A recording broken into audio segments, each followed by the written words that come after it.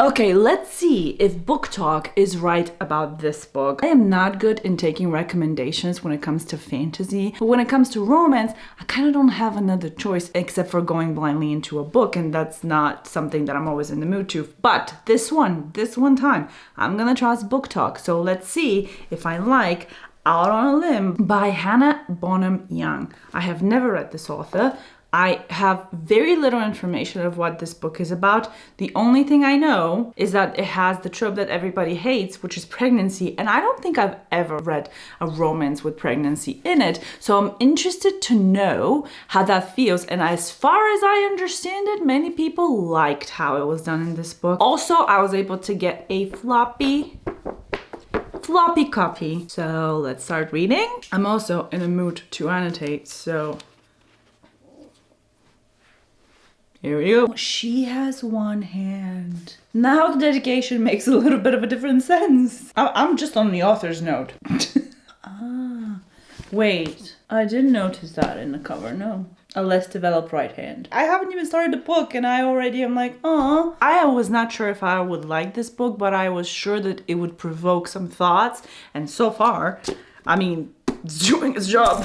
Golden days, the kind we're gonna miss someday. Laughing hard, staying out late, living like the world can't wait. Every little thing feels right, like we got nowhere else tonight. These are the golden days, wish they could always stay.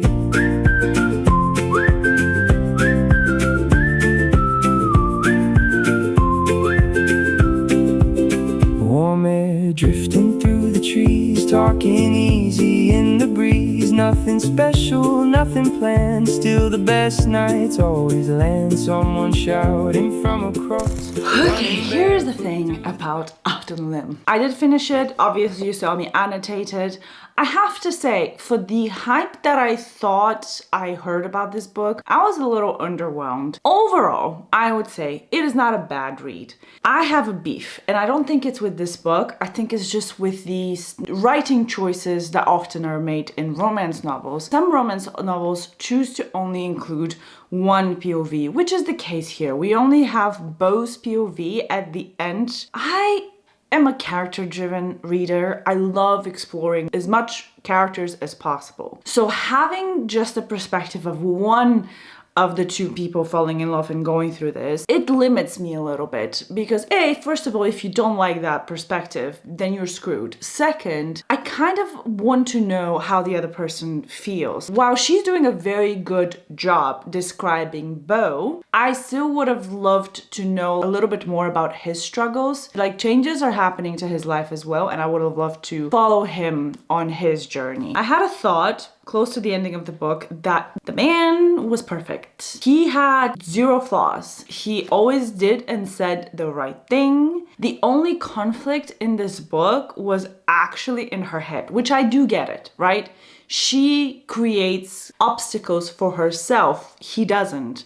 He tries to show her in every way possible that there are no obstacles. That is very realistic, right? We create our own struggles. I do appreciate that. But I wished it would had a little bit of a bigger, more obvious conflict between the two of them. This is a dream come true for a woman.